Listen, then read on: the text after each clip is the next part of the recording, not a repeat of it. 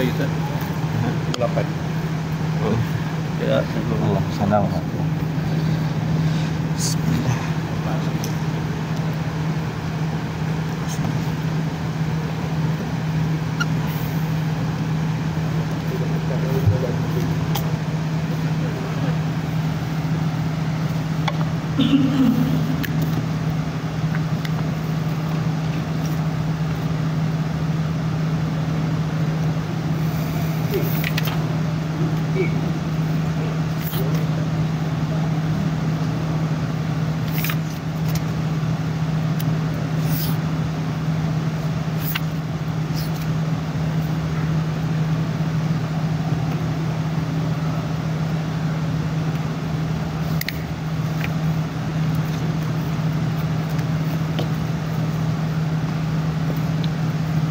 Bismillahirrahmanirrahim. Alhamdulillahirabbil alamin wassalatu wassalamu ala asyrafil anbiya'i wal mursalin sayyidina wa maulana Muhammad wa ala alihi wa sahbihi ajma'in. Subhanaka la ilma lana illa ma 'allamtana innaka antal alimul hakim. Rabbi shrah li sadri wa yassir li amri wahlul 'uqdatam min lisani yafqahu qawli.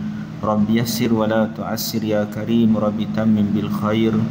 Allahumma salli ala sayyidina Muhammadin an-nur al-mudhhib lisyani bi nurih wa ala alihi fi kulli lamhatin wa nafasin adada ma wasi'ahu ilmullahi thumma amma ba'd.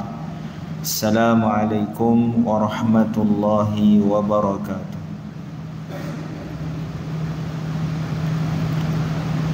Alhamdulillah, syukur kita kehadrat Allah Subhanahu wa taala dengan limpah kurnia, izin dan perkenan daripada Allah Subhanahu wa taala. Kita masih lagi diberikan ruang, kesempatan, kekuatan, kesihatan sama-sama kita turut hadir dalam majlis ilmu, dan kita harapkan mudah-mudahan dengan asbab perkumpulan kita ini Allah kumpulkan kita bersama-sama dengan baginda Nabi sallallahu alaihi wasallam di dalam syurga-Nya kelak. Amin ya rabbal alamin. Tuan-tuan yang dirahmati Allah Subhanahu wa taala, kita menyambung bacaan hadis daripada kitab Mukhtasar Ibn Abi Jamrah, dan pada malam ini kita masuk pada hadis yang ke-28. Hadis yang ke-28 di bawah tajuk sunat dikanankan perkara-perkara yang baik. Wa bihi qal an Aisyah qalat kana an-nabiy sallallahu alaihi wasallam yuhibbu at-tayammuna mastata'a fi sya'nihi kullihi fi tuhurihi wa tarajjulihi wa tana'ulihi. Maksudnya daripada Sayyidatina Aisyah radhiyallahu anha, beliau berkata, adalah junjungan Nabi sallallahu alaihi wasallam menyukai mengkanankan menurut berapa kuasanya dalam keadaan semuanya, pada bersucinya dan menyikat rambutnya dan memakai kasutnya. Ini terjemahan lama lah tuan-tuan. Kalau kita baca tu boleh faham, tapi kena baca 2-3 kali. Hadis ini tuan-tuan diriwayatkan oleh Sayyidatina Aisyah radhiyallahu taala anha, yang mana Sayyidatina Aisyah radhiyallahu taala anha beliau menceritakan bagaimana keadaan sifat baginda Nabi sallallahu alaihi wasallam, yang mana kata Sayyidatina Aisyah, Nabi suka belah kanan. Kanan nabiyyu yuhibbut tayammuna, Nabi suka mengkanankan. Ini yang diterjemah oleh penterjemah kita dengan mengkanankan, yakni menggunakan di sebelah kanan, mendahulukan anggota kanan untuk perkara-perkara yang baik. Itu dalam hadis ini sebut mastata'a fi sya'nihi kullihi, mengikut kadar kemampuan baginda dalam semua urusan, fi tuhurihi, dalam keadaan Nabi bersuci, wa tarajjulihi, dalam keadaan Nabi menyikat rambutnya, wa tana'ulihi, yakni dalam keadaan baginda memakai kasutnya. Hadis yang seperti ini kita pernah sebut pengajian-pengajian yang sebelum ini, bahawa ia merupakan hadis mauquf. Apa makna hadis mauquf? Hadis yang disandarkan kepada sahabah. Lafaznya adalah daripada sahabah. Pun hadis ini lafaznya adalah daripada Ummul Mukminin Aisyah radhiyallahu anha, yang mana Sayyidatina Aisyah juga telah kita bahaskan pada pengajian yang lalu secara panjang lebar. Jadi hadis yang seperti ini dihukumkan sebagai mauquf. Dia tidak disandarkan terus kepada Nabi sallallahu alaihi wasallam, dengan erti kata ucapan ini bukan ucapan Nabi. Lafaz ini bukan lafaz Nabi. Dia adalah lafaz yang diungkapkan oleh Sayyidatina Aisyah radhiyallahu taala anha. Kalau lafaz itu daripada Nabi, maka disebut sebagai hadis marfu'. Hadis marfu'. Hadis marfu' artinya hadis yang disandarkan terus kepada baginda Nabi sallallahu alaihi wasallam, yang mana lafaznya daripada baginda sallallahu alaihi wasallam. Bila mana lafaz daripada sahabah disebut mauquf. Kalau lafaznya daripada tabi'in disebut maqtu'. Apa makna marfu'? Marfu' daripada perkataan rafa'a, angkat. Marfu' maknanya sesuatu yang diangkat terus kepada baginda Nabi sallallahu alaihi wasallam. Mauquf daripada perkataan waqafa, waqaf. Apa makna waqaf? Dalam Quran kita baca waqaf dan ibtida. Apa makna waqaf? Waqaf artinya berhenti ataupun terhenti. Bila disebut mauquf, maknanya hadis ini tak terangkat kepada Rasulullah SAW, sebaliknya dia terhenti hanya kepada sahabah. Kemudian disebut maqtu'. Apa makna maqtu'? Dia asal pada perkataan qata'a. Qata'a artinya putus atau potong. Jadi bila disebut hadis itu hadis maqtu', artinya hadis itu tidak sampai kepada Nabi SAW. Artinya tidak disandarkan terus kepada Nabi SAW. Dia adalah terputus pada tabi'in, yakni generasi yang hanya bertemu dengan sahabah dan mereka tidak bertemu dengan baginda Nabi sallallahu alaihi wasallam. Al-Imam Al-Bukhari di dalam sahihnya, ketika mana beliau membawakan hadis ini, beliau juga membawa kenyataan daripada perawi yang menyebutkan bahawa kana Ibnu Umar yabda'u bi rijlihil yumna fa idza kharaja bada'a bi rijlihil yusra. Perawi menyebutkan juga bahawa Abdullah bin Umar radhiyallahu anhuma, seorang sahabat Nabi SAW yang juga pernah kita bahaskan sebelum ini, beliau mempunyai satu sikap, iaitu mencontohi setiap perbuatan yang dilakukan oleh baginda Nabi SAW, walaupun ianya sekecil-kecil perkara. Sehingga sebahagian ulama mengatakan bahawa hampir-hampir Abdullah bin Umar ini dianggap sebagai gila, karena beliau mengikut semua perkara yang dilakukan oleh Nabi SAW, termasuklah di mana tempat Nabi buang air, Nabi qada hajat, di situ juga beliau akan qada hajat. Beliau menjaga pokok dengan tujuan supaya beliau boleh berteduh di bawah pokok tersebut, kerana beliau kata Nabi pernah berteduh di bawah pokok ini. Ini sikap Sayyidina Abdullah bin Umar radhiyallahu taala anhuma. Dan Sayyidina Abdullah bin Umar juga diriwayatkan bagaimana Nabi SAW ketika hayat baginda, Nabi melarang sahabat untuk keluar daripada satu pintu, kerana pintu itu dikhususkan untuk orang perempuan. Jadi Nabi tak benarkan ketika itu mana-mana sahabat lelaki keluar daripada pintu tersebut. Sayyidina Abdullah bin Umar radhiyallahu anhuma, beliau tidak pernah keluar daripada pintu tersebut walaupun Masjidun Nabawi telah dibesarkan. Walaupun pintu itu bukan lagi dikhususkan untuk orang wanita, orang perempuan telah dianjak ke belakang, maka orang lelaki keluar masuk daripada pintu tersebut. Sayyidina Abdullah bin Umar, walaupun pintu itu telah tidak dikhususkan hanya kepada wanita, tetap beliau tak keluar daripada pintu itu, kerana kata beliau Nabi tak benarkan.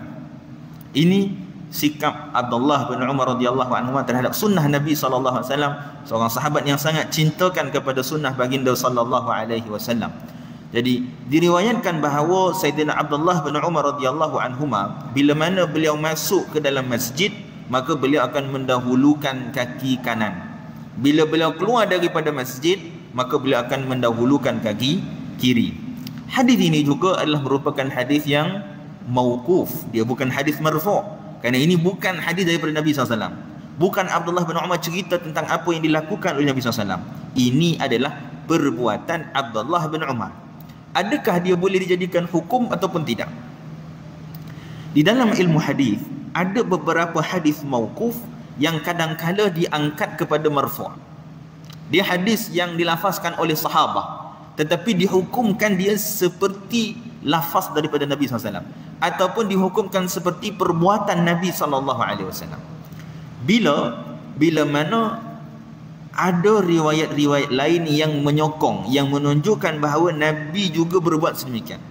Dalam masalah ini ada dalam riwayat lain daripada Sayyidina Anas bin Malik radhiyallahu anhu, yang mana kata beliau, minas sunnah, daripada sunnah, idza dakhaltal masjid, bila kalian masuk ke dalam masjid, antabda birijlikal yumna, hendaklah kalian memulakan dengan kaki kanan. Wa idza kharajta, dan bila mana keluar daripada masjid, antabda birijlikal yusra, mulakan dengan kaki kiri. Ucapan Sayyidina Anas bin Malik minas sunnah, daripada sunnah, ini menunjukkan bahawa perbuatan masuk ke dalam masjid dengan kaki kanan, keluar daripada masjid dengan kaki kiri, itu adalah merupakan perbuatan Nabi SAW. Lalu hadis ini secara keseluruhannya dihukumkan juga sebagai hadis marfu'. Kemudian bila mana Nabi SAW mempunyai sikap yang suka gemar mendahulukan kaki kanan, maka ini menunjukkan bahawa sesiapa yang mengutamakan kaki kanan ataupun mengutamakan anggota kanan dalam berbuat perkara kebaikan, maka dia akan mendapat pahala sunnah, kerana melihat daripada apa yang dilakukan oleh baginda Nabi SAW. Di dalam hadis ini juga Sayyidatina Aisyah radhiyallahu taala menyebutkan mastata'a, Nabi akan mendahulukan dengan anggota kanan semampu boleh, sekadar kemampuan baginda Nabi SAW. Sebab apa?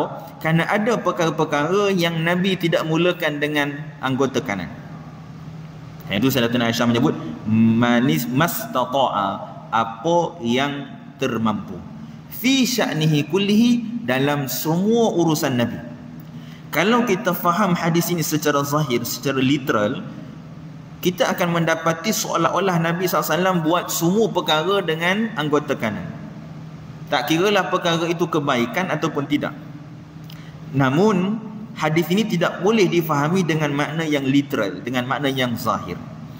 Kerana bila kita melihat hadis ini dengan lebih terperinci, kita akan mendapati perkataan Sayyidatina Aisyah fi sya'nihi kullihi, dalam semua urusan, ini menunjukkan bukan setiap perkara. Dia adalah dalam kebanyakan perkara, khususnya perkara-perkara kebaikan. Jadi Nabi SAW, baginda akan mendahulukan anggota kanan berdasarkan kepada beberapa riwayat lain ketika memakai baju, begitu juga ketika memakai seluar, begitu juga ketika memakai selipar ataupun kasut. Seperti dalam hadis ni, wa tana'ulihi, Nabi menggunakan kaki kiri, mendahulukan kaki kanan ketika memakai kasut. Begitu juga salat di sebelah kanan imam, itu lebih utama. Itu bila kita salat berjamaah, kaedah susunan saf dimulakan di bahagian tengah, kemudian diikuti sebelah kanan, kemudian diikuti sebelah kiri, kemudian diikuti sebelah kanan, kiri, kanan, kiri, kanan, kiri, dan begitulah seterusnya. Apabila kita berbuat sedemikian, maka dia akan menjadikan saf yang kita bina itu dia nampak teratur, dia center, dia tengah-tengah. Taklah hanya tertumpu hanya di sebelah kiri ataupun hanya tertumpu di sebelah kanan. Begitu juga orang perempuan. Ada soalan yang pernah dia tanya, dia kata, Ustaz, masjid kami ni dia bahagian perempuan di sebelah kiri, dia bukan di belakang. Sebahagian masjid bahagian perempuan di belah belakang. Ada masjid bahagian perempuan tu belah kiri, contoh Masjid Forest Height, jadi bahagian perempuannya agak terasing dan di sebelah kiri, dia bukan tengah-tengah di bahagian belakang. Jadi macam mana mereka nak bina saf? Mana yang afdal? Kerana kalau mengikutkan kepada sunnahnya, kita membina saf bermula daripada sebelah kanan imam. Bermula daripada sebelah kanan imam. Jadi sekarang ni keadaan saf orang perempuan ataupun bahagian solat orang perempuan itu berada di sebelah kiri. Macam mana dia nak berada di sebelah kanan imam? Adakah dia terluput daripada pahala untuk mendapat berada di sebelah kanan imam? Jawapannya tidak. Dia juga boleh menyusun safnya seperti orang lelaki, iaitu mulakan daripada tengah, kemudian diikuti sebelah kanan, sebelah kiri, kanan, kiri, kanan dan kiri. Tujuan utamanya adalah supaya kelihatan garisan saf itu nampak seimbang dan selari. Baik, begitu juga tuan-tuan, ada beberapa hadis yang lain menunjukkan bahawa Nabi SAW makan dan minum menggunakan tangan kanan. Jadi sunnah kita makan, minum menggunakan tangan kanan. Begitu juga memakai celak, ketip kuku, mulakan sebelah kanan. Begitu juga potong misai. Potong misai pun sunat kita potong belah kanan dulu, baru potong belah kiri. Begitu juga potong rambut. Cuma hari ni kita pergi ke kedai, kan? Kalau boleh, dia kata boleh tak mula sebelah kanan dulu. Sebab ini apa yang disukai oleh baginda Nabi SAW. Jadi perkara-perkara yang baik ini sunat untuk kita mulakan dengan sebelah kanan. Hatta kata sebagian ulama, kita keluar daripada toilet, keluar daripada tandas, maka sunat juga kita keluar dengan kaki kanan. Kerana ini dianggap perkara yang mulia, kerana kita keluar daripada tempat yang kotor, tempat yang najis. Dan ada beberapa perkara yang kita tidak sunat untuk memulakan dengan kaki kanan. Bahkan sebahagian pandangan mengatakan hukumnya adalah makruh. Antaranya adalah masuk ke tandas. Sunat kita masuk ke tandas menggunakan kaki kiri, bukan kaki kanan. Kerana dia dianggap sebagai perbuatan yang tidak dihormati. Kita nak buang air, dia bukan perkara yang mulia. Maka perkara-perkara yang seperti ini dimulakan dengan sebelah kiri. Begitu juga keluar masjid, kita daripada tempat ibadah nak keluar daripada tempat ibadah, maka sunat untuk kita memulakan dengan anggota sebelah kiri, yakni dengan kaki kiri. Begitu juga istinja, maka sunat menggunakan tangan kanan, menggunakan tangan kiri, jangan guna tangan kanan. Begitu juga buka pakaian. Tadi kita kata pakai pakaian, pakai baju, pakai seluar, sunat mula sebelah kanan. Tapi bila buka, sunat mula daripada sebelah kiri. Bagaimana pula dengan perkara-perkara yang tidak dianggap mulia dan tidak dianggap hina? Contoh, meletak barang. Kita nak letak barang, tangan kanan ke tangan kiri?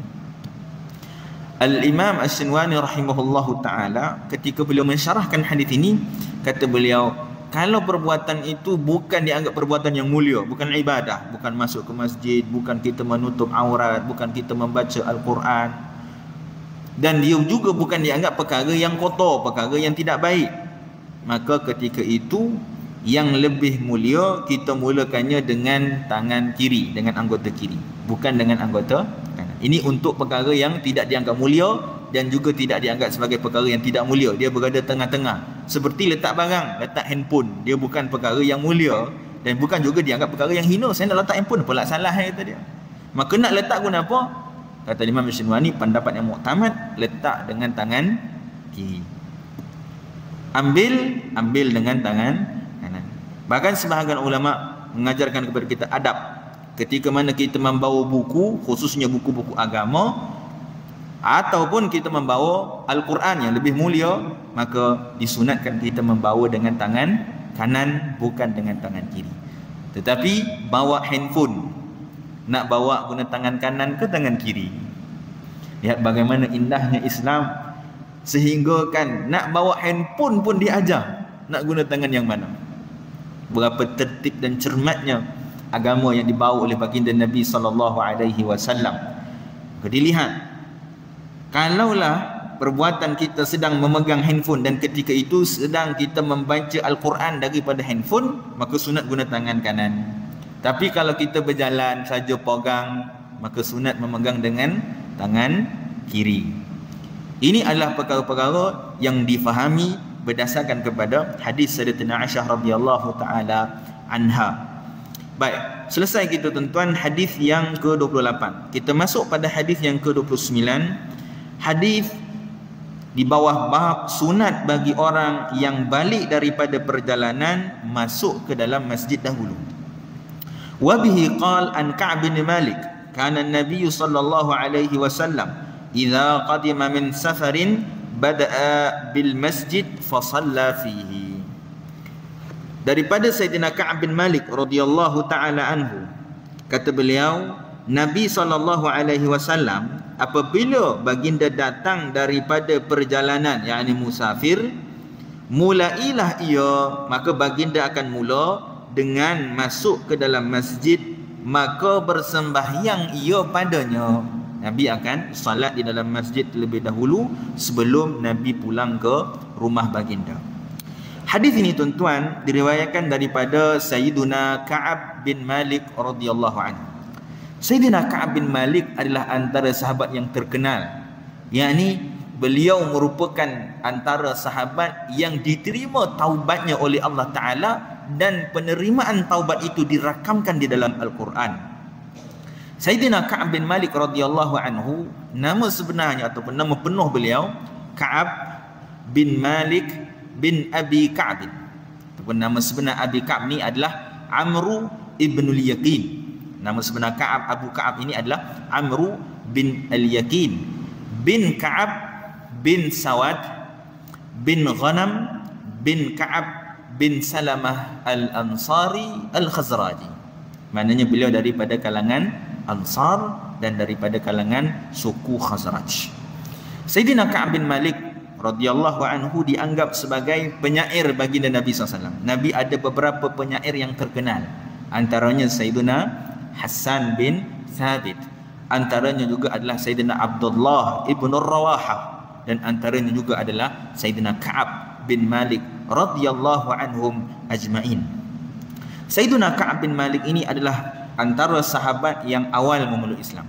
Kerana itu beliau telah menyaksikan perjanjian Aqabah, namun beliau tidak menyertai peperangan Badar. Beliau menyertai perjanjian Aqabah tetapi tidak menyertai peperangan Badar. Di sini nanti Sayyidina Ka'ab bin Malik sini akan menjelaskan sebab mengapa beliau tidak menyertai peperangan Badar. Dan di sini juga kita faham, bukan semua sahabat yang telah memeluk Islam ketika berlakunya peperangan Badar mereka menyertai peperangan Badar. Kerana itu mereka yang terlibat dalam peperangan Badar ini adalah mereka yang dipilih oleh Allah Subhanahu wa taala dan mempunyai kemuliaan dan kedudukan yang tertinggi dalam kalangan para sahabat radhiyallahu taala anhum ajmain. Apabila setelah kewafatan baginda Nabi SAW, kewafatan ummahatul mukminin, maka para sahabat bila mana berlaku sebarang perselisihan, perbezaan pandangan, maka mereka akan merujuk kepada Ahlul Badar. Apa kata Ahlul Badar? Kerana mereka ini dijamin syurga oleh Allah Subhanahu wa taala. Jadi peperangan Badar kita lihat dalam sejarahnya, ia berlaku bukan atas niat untuk berperang. Nabi keluar bukan tujuan untuk perang. Nabi keluar dengan tujuan untuk menguasai kawasan Quraisy, untuk mengambil harta-harta orang Quraisy, bukan dengan niat perang, tetapi takdir Allah berlaku perang. Jadi ini menjadi sebab kenapa Sayyidina Ka'ab bin Malik radhiyallahu anhu beliau tidak menyertai peperangan Badar. Adapun peperangan yang lain, peperangan-peperangan yang seterusnya, semuanya telah disertai oleh Sayyidina Ka'ab bin Malik radhiyallahu taala anhu, kecuali peperangan Tabuk. Itu kita lihat dalam kisah peperangan Tabuk ini sangat menarik tuan-tuan. Ada 3 orang sahabat yang mana Allah uji mereka. Mereka dipulau oleh Nabi SAW. Mereka dihalang untuk bertemu dengan isteri mereka. Siapa dia 3 orang ini? Yang pertama adalah Sayyidina Ka'ab bin Malik radhiyallahu taala. Antaranya juga adalah Sayyidina Hilal bin Umayyah. Yang ketiga adalah Sayyidina Murarah bin Rabi'. Jadi 3 orang sahabat ini diuji oleh Allah Subhanahu wa taala. Mereka telah dipulau oleh baginda Nabi SAW dalam tempoh masa yang lama. Dan perkara ini dirakamkan oleh Allah di dalam Al-Quran, dalam surah At-Taubah ayat 118.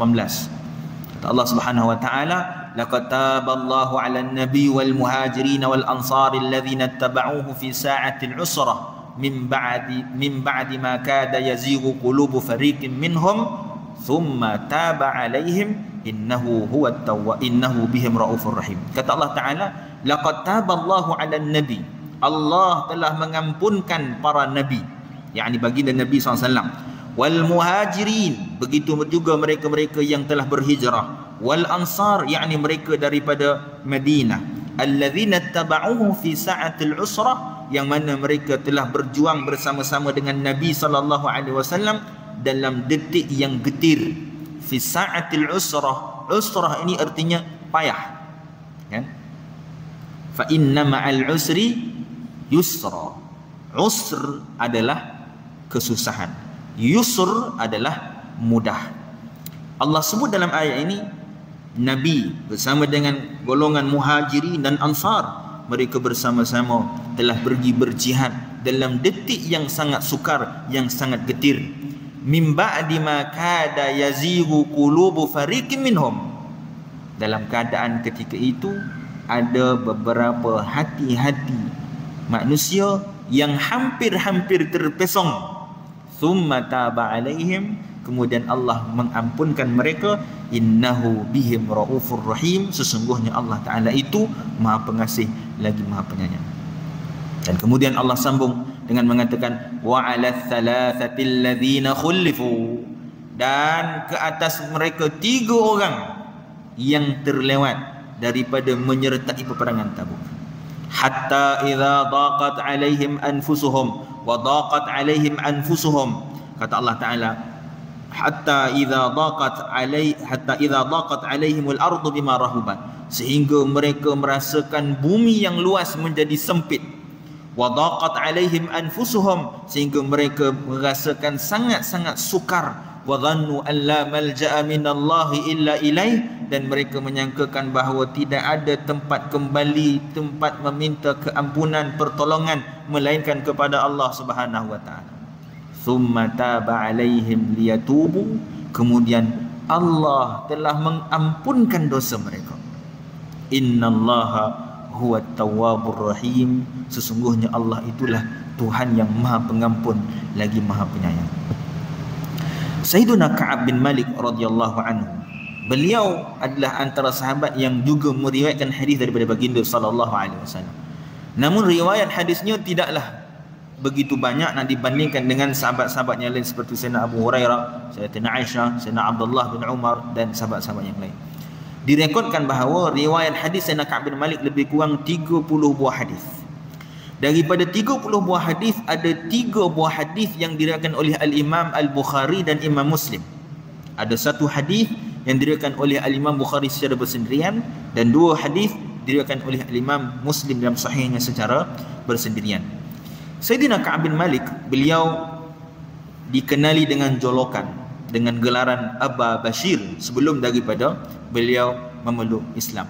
Dan menurut Ibnu Abi Hatim, Sayyidina Ka'ab bin Malik adalah daripada golongan Ahlus Suffah. Dan Sayyidina Ka'ab bin Malik radhiyallahu ta'ala anhu, beliau diuji juga oleh Allah Ta'ala sehingga penglihatannya hilang. Beliau buta di hujung-hujung hayatnya ketika zaman pemerintahan Sayyidina Muawiyah bin Abi Sufyan. Dan Sayyidina Ka'ab bin Malik radhiyallahu anhu ini, ketika mana umat Islam telah berhijrah ke kota Madinah, maka menurut sebahagian riwayat, antaranya daripada Ibn Ishaq, yang menyatakan bahawa beliau telah dipersaudarakan oleh Nabi SAW dengan Sayyiduna Talhah bin Ubaidillah. Dan ada sebahagian riwayat, antaranya daripada Imam Al-Waqidi, yang menyatakan bahawa beliau dipersaudarakan dengan Sayyidina Zubair ibn Al-Awwam. Sehingga ada kisah bagaimana ketika berlakunya peperangan Uhud, Sayyidina Ka'ab bin Malik radhiyallahu anhu, beliau cedera parah. Direkodkan bahawa kecederaan yang dialami oleh beliau adalah hampir 17 tusukan pedang. 17 tusukan, tuan-tuan. Dan Sayyidina Zubair bin Al-Awwam pada ketika itu bila melihat keadaan parah Sayyidina Ka'ab bin Malik radhiyallahu anhu, maka beliau terdetik dalam hati mengatakan, andai kata Ka'ab ini meninggal, nescaya hartanya akan kumiliki. Kerana Nabi telah mempersaudarakan Sayyidina Ka'ab bin Malik dan Sayyidina Zubair bin Awam. Jadi Sayyidina Zubair bin Awam pada ketika itu menganggap kalau Sayyidina Ka'ab bin Malik, nescaya harta itu akan diwarisi oleh Sayyidina Zubair bin Awam.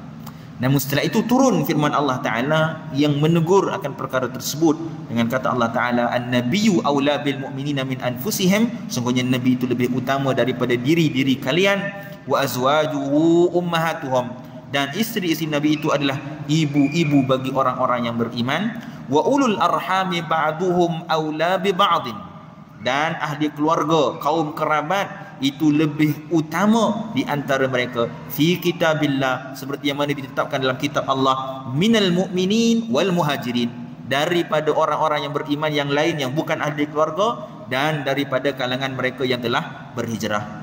Illa an taf'alu ila awliyaihim ma'rufa, melainkan kalau mereka telah menyediakan bahagian yang khusus untuk diberikan kepada selain ahli keluarga mereka. Ayat ini turun berkenaan dengan kisah Sayyidina Zubair bin Al-Awwam dan Sayyidina Ka'ab bin Malik radhiyallahu taala anhu.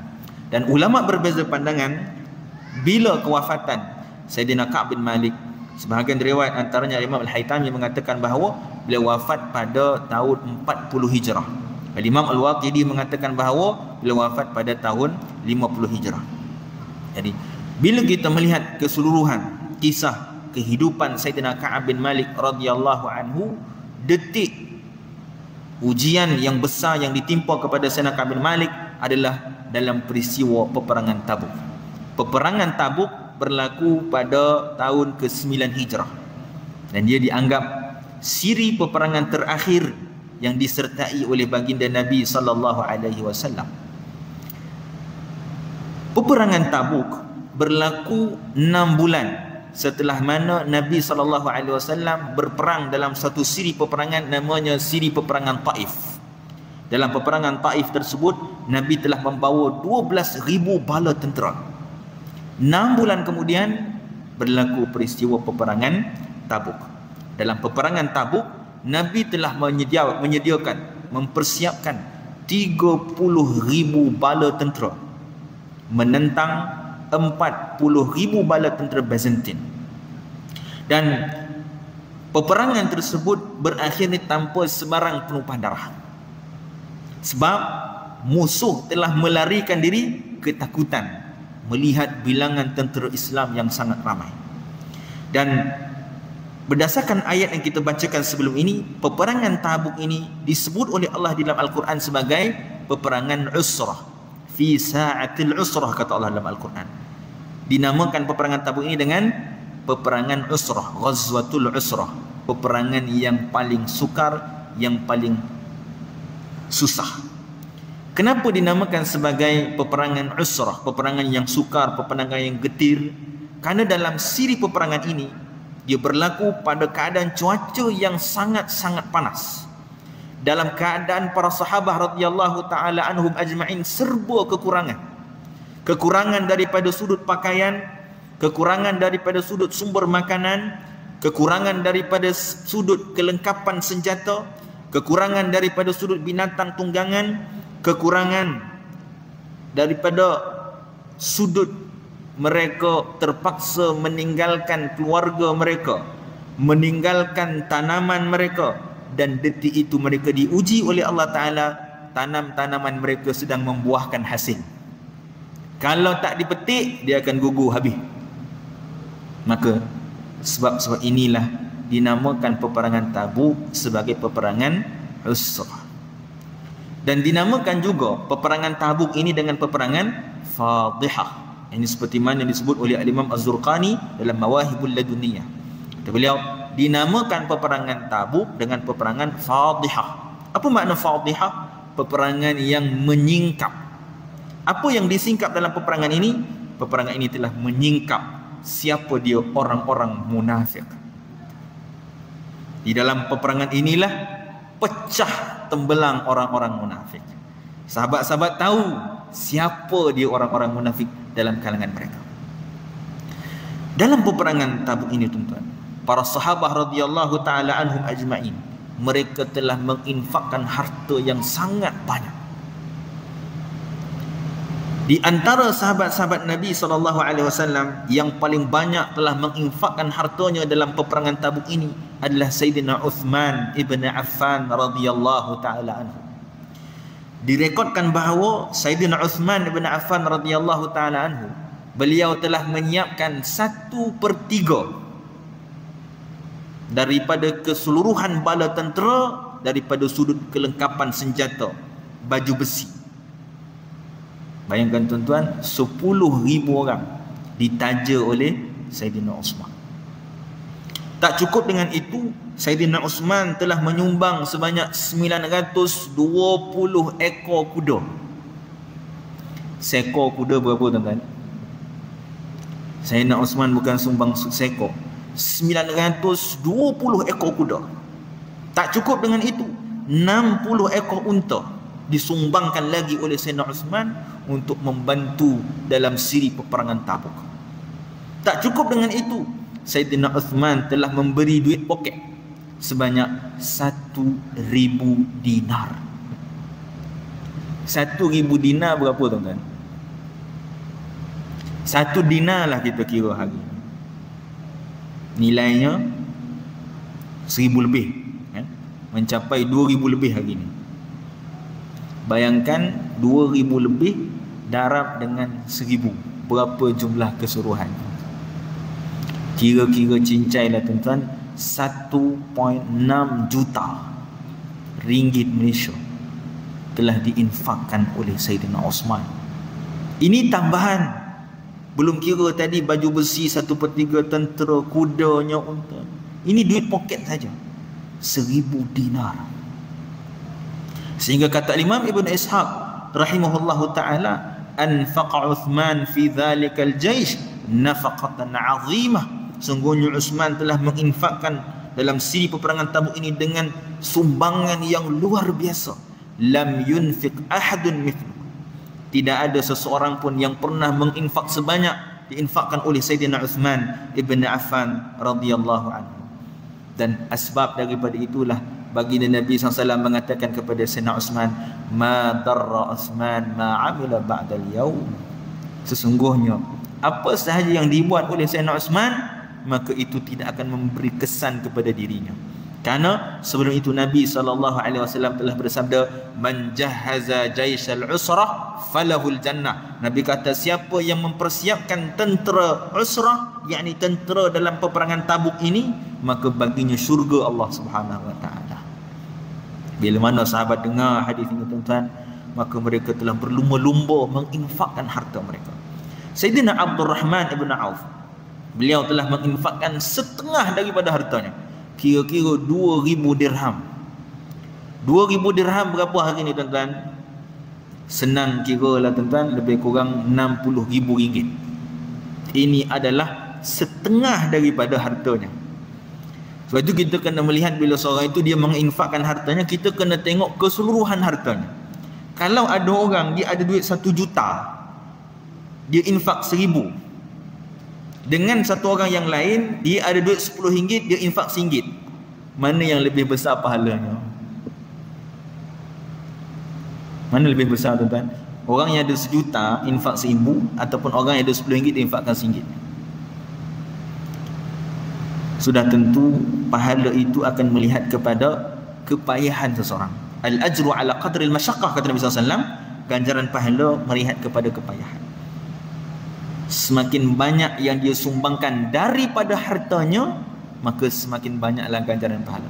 Allah tidak menilai daripada sudut kuantiti berapa banyak kita infak, kerana rezeki manusia berbeza-beza. Ada yang orang Allah bagi lebih, ada yang Allah uji, Allah bagi kurang. Kalaulah kita kata orang yang menginfak 1,000 sedangkan hartanya 1 juta, itu lebih baik daripada orang yang ada RM10 infakkan RM1, sudah tentu rugilah orang-orang yang miskin. Sudah tentu orang yang miskin dia akan pertikaikan, wahai Allah, aku jadi miskin, aku tak boleh sumbang banyak. Maka infak kita dinilai daripada berapa banyak yang kita keluarkan daripada harta yang kita miliki. Sayyidina Abdul Rahman bin Auf, beliau infakkan setengah daripada hartanya. Hari ni tuan-tuan, andai kata kita ada 100,000, kita keluarkan 50,000, sanggup tak kita tuan-tuan? 50,000 kita nak infakkan dalam fi sabilillah, belum tentu semua boleh buat tuan-tuan. Begitu juga sahabat-sahabat yang lain. Sayyidina Umar radhiyallahu anhu juga menginfakkan setengah daripada hartanya. Harta Sayyidina Umar lebih banyak. Dan Sayyidina Umar radhiyallahu anhu sendiri beliau cerita keadaan bagaimana beliau telah menginfakkan setengah daripada hartanya. Kata bila amarana Rasulullah SAW yauman an natasaddaq, pada hari tersebut Nabi memerintahkan kami untuk bersedekah. Fawafaqa dhalika malan indi, ketika itu aku ada banyak harta. Fakultu, maka kata Sayyidina Umar, al-yaum asbiqu Aba Bakrin in sabaqtuhu yauman. Kata Sayyidina Umar, hari ni aku nak challenge Abu Bakar. Tak dapat banyak kali, sekali ni pun jadilah aku nak challenge, aku nak lawan, aku nak menandingi infak Sayyidina Abu Bakar As-Siddiq radhiyallahu taala anhu. Faji'tu binisfi mali. Kata Sayyidina Umar, aku bawa setengah harta aku. Faqala Rasulullah SAW, maka ketika itu Nabi tanya kepada Sayyidina Umar, ma abqaita li ahlik, apa yang kau tinggalkan untuk keluargamu wahai Umar? Kata Sayyidina Umar, mithlahu, wahai Rasulullah, aku tinggalkan seumpamanya. Macam mana aku bagi kepadamu, macam itulah aku juga tinggalkan untuk keluargaku. Mana setengah diberikan kepada Rasulullah, setengah ditinggalkan untuk keluarga. Tiba-tiba datang Sayyidina Abu Bakar radhiyallahu anhu, jaa bi kulli ma indah. Sayyidina Abu Bakar datang, tuan-tuan, membawa semua harta yang dia miliki. Sehingga bila Nabi tanya, ma abaqaita li ahlik, wahai Abu Bakar, apa yang kau tinggalkan untuk keluargamu wahai Abu Bakar? Kata Sayyidina Abu Bakar radhiyallahu anhu, ya Rasulullah, abqaitu lahum Allah wa rasulah. Aku tinggalkan untuk keluargaku Allah dan Rasulnya. Siapa di antara kita yang mampu menandingi keimanan Sayyidina Abu Bakar As-Siddiq radhiyallahu taala anhu? Belum menginfakkan keseluruhan hartanya. Begitu juga sahabat-sahabat yang lain, antaranya Sayyidina Abbas bin Abdul Muttalib, Talhah bin Ubaidillah, Muhammad bin Maslamah, Asim bin Adi, dan sahabat-sahabat yang lain. Dan ada sahabat yang bagi banyak, ada sahabat yang bagi sikit. Ada satu orang sahabat namanya Abu Aqil. Beliau telah menginfakkan 1/2 daripada sa', bekas yang biasa kita kata lebih kurang cawan.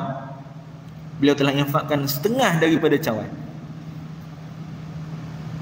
Bila mana orang-orang munafik, mereka tengok Abu Aqil dia infak sedikit, dan ada pula orang lain datang bagi harta yang banyak, maka ketika itu kata orang munafik, innallaha laghaniyun an sadaqati hada. Dia kata kepada Abu Aqil, sesungguhnya Allah tak perlukan sedekah kau ni. Kau macam ni lah kau bagi, baik tak payah bagi, macam itulah. Ini kau boleh bagi. Bila ada sahabat yang bagi lebih, dia kata, wa ma fa'ala hadzal akhar illa riya'. Ini bagi banyak-banyak ni semua riak lah ni, kata dia. Dia dah lah tak bagi. Nengok orang bagi, dia jadi macam Kongo. Ni perangai Kongo, tuan-tuan. Dia bukan makan rambutan, tapi bila orang nak ambil rambutan, tak dibagi, digigit dah.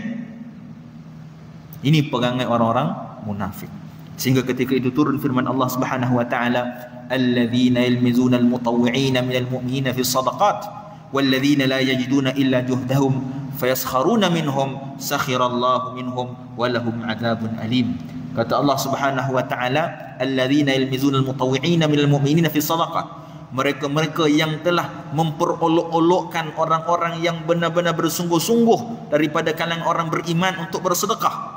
Walladzina la yajiduna illa juhdahum, dan ke atas mereka yang tidak ada apa-apa harta yang boleh mereka infakkan melainkan usaha daripada diri mereka, tenaga mereka yang boleh mereka infakkan untuk berjihad di jalan Allah. Fayaskharuna minhum, orang-orang munafik telah memperolok-olokkan mereka ini. Sakhirallahu minhum, Allah akan perolok-olokkan mereka. Walahum azabun alim, bagi mereka ini azab yang pedih.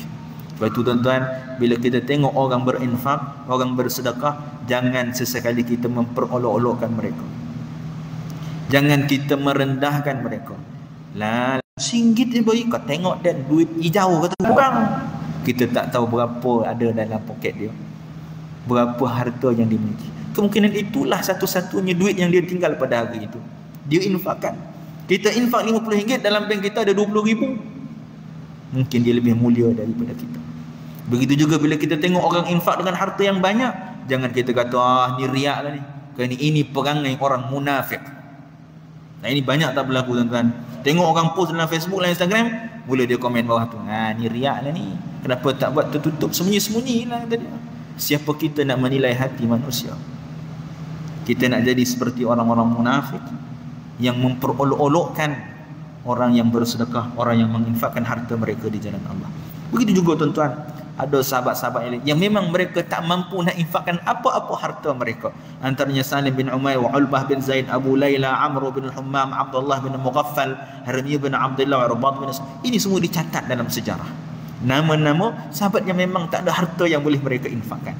Sehingga turun firman Allah Ta'ala yang menceritakan perihal keadaan mereka ini dengan kata Allah, wala 'alal ladzina idza ma atauka litahmilahum qulta la ajidu ma ahmilukum alaih. Kata Allah Ta'ala, ketika mereka datang kepada engkau wahai Muhammad, mereka yang meminta bantuan, mereka tak ada harta yang mereka boleh sediakan untuk pergi berjihad di jalan Allah. Mereka minta daripada Nabi SAW, tapi Nabi kata, minta maaf, aku pun tak boleh nak bagi apa-apa kepada kalian. Tawallaw wa a'yunuhum tafidu minad dam'i. Mereka telah berpaling dalam keadaan air mata mereka menitis kesedihan kerana mereka tidak ada apa-apa yang boleh mereka sumbangkan di jalan Allah Subhanahu wa Ta'ala. Tuan-tuan yang dirahmati Allah Subhanahu wa Ta'ala, cukuplah sekadar itu. InsyaAllah tahun depan, bunyi macam lama lagi tuan-tuan, tahun depan kita akan sambung lagi kisah ini. InsyaAllah kita akan melihat dengan lebih mendalam, dengan lebih detail bagaimana kisah Sayyidina Ka'ab bin Malik radhiyallahu anhu dan 3 orang sahabat yang lain. Wallahu a'lam wal 'afu minkum. Wassalamualaikum warahmatullahi wabarakatuh.